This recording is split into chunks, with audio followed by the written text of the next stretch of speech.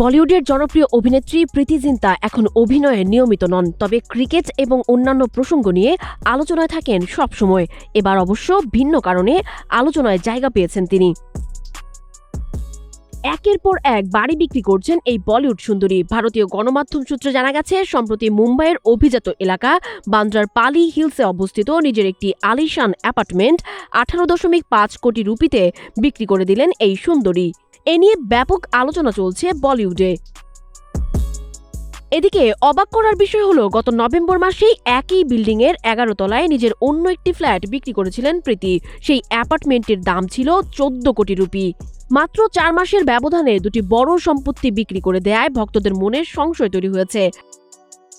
প্রীতি জিন্তা কি তাহলে আর্থিক সংকটে পড়েছেন, নাকি মুম্বাই চ্যাপ্টার চিরতরে ক্লোজ করতে চাইছেন? তবে এ বিষয়ে অভিনেত্রী নিজে এখনও মুখ খোলেননি।